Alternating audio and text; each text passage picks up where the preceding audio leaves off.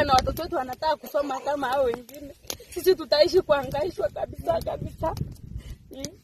Sisi tutaenda wapi kama watoto wetu wanaishi nje? Wao wanaishi kweli nje, hata hao watu wanatumwa huku watuharibia watoto wao wanalala nje. Ladies and gentlemen, welcome back to the analysis of YOLENO TV. I hope you're well from wherever you're watching this channel. I'd like to start this session by appreciating you so much for making this channel grow. If you wish to support us, just subscribe to our channel and give this video a like. That video which you have seen doesn't seem to be a good one, but I mean that is what is facing the Ogiek community. So, this issue of Mau Forest, the issue of Mau Forest has been very thorny. I remember somewhere there in 2009, I think 8-9 there, Raila was heavily accused over this issue of Mau Forest. And if you remember the video by William Ruto's statements back then, if government have those facts assault against its own citizens, what business do citizens have respecting the law if government itself has decided to break the law? That's the question we want to ask Honorable Kimunya. Government does not want to carry out the issues of Narok South on the basis of the law because they know very well the facts are not on their side. It is very clear that government is waging a propaganda war on what is going on in Narok South. Because in Narok South, the people living there are not squatters, as is being quoted by government or by the press. The people in Narok South are not living in any forest.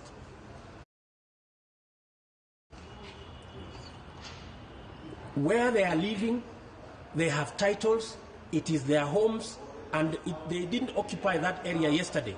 They've been there for the last 25 years.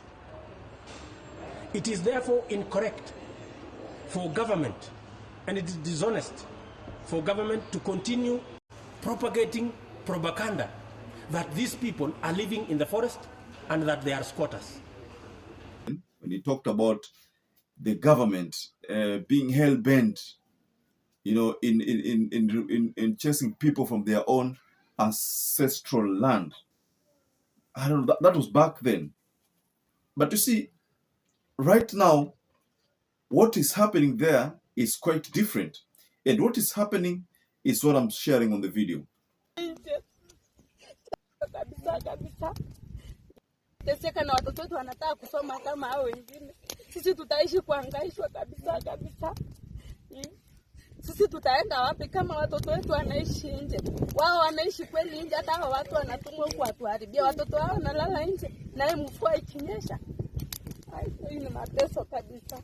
Tunalia sana kuambia Mungu hata basi atusaidie. Kama hatuna serikali, Mungu akuje atusaidie peke yake. Kwa sababu tumeteseka, tumeteswa kabisa ile ya kutosha. Hakuna hata mahali pa kulala, hakuna mahali pa kuweka watoto na mvua. Tunanyeshewa nje. Chakula hata watoto hawana. Ni mateso kabisa, tumeteswa. Teseka na watoto wetu wanataka kusoma kama hao wengine. Sisi tutaishi kuhangaika. So in a nutshell, what I'm trying to say is this, that the government has decided to evict the Ogiek community from the Mau Forest, despite the fact that there have been numerous court cases regarding the same barring this eviction. Like for instance, if you go to Al Jazeera portal, this is what you'll find. Kenya's Ogiek people fight on against eviction from Mau Forest. The Ogiek have been accused of encroachment and deforestation in a place they consider home by Kenyan authorities who are evicting them. And according to the Standard 3 days ago, it said, court stops eviction of Ogiek from Mau Forest. That is what the Standard said last, like 3 days ago. And in a Nakuru court ruling, it stated that interim conservatory orders are hereby issued suspending the ongoing eviction of the Ogiek community from the Mau Forest complex pending hearing and determination of this application. I'm just taking you through some of the events related to this eviction of Mau Forest, or of the Ogiek community from the Mau Forest, because it is alleged that a Dubai-based firm or investor has been given mandate to harness the potential of the Mau Forest. I think it is the carbon credit, something like carbon credit. I'm not sure about this project really, but it's something relating to carbon credit. So that is what is happening. So that's why the Ogiek community are now forced to exit that place.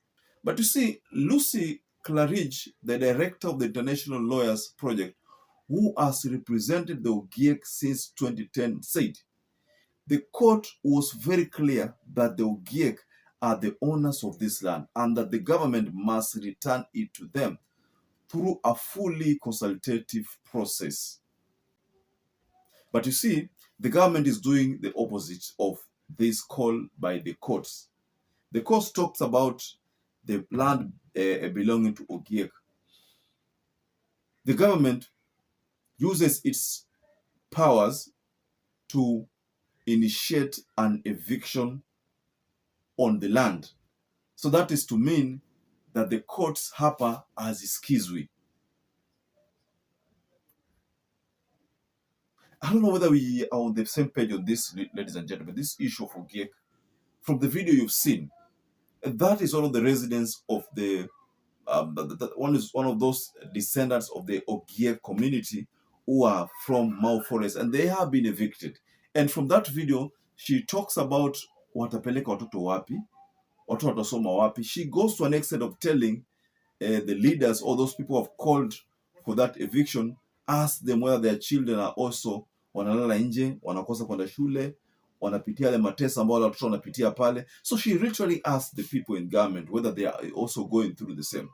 The message maybe could have been delivered to William Ruto because he's the one who calls the shots.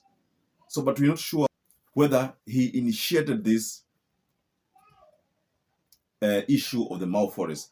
Mind you, I told you that in 2018 there, not 18, 2008 there, Raila suffered, lost so many votes from the Riftvalley because of this issue of Mau Forest.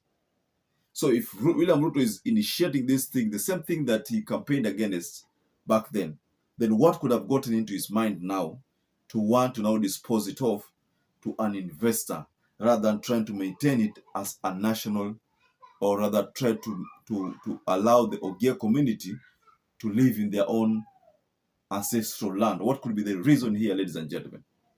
So just go below the comment section and tell us what you think. Why do you think the government is opting to chase away the Ogiek instead of handing over that land to them according to what the court said?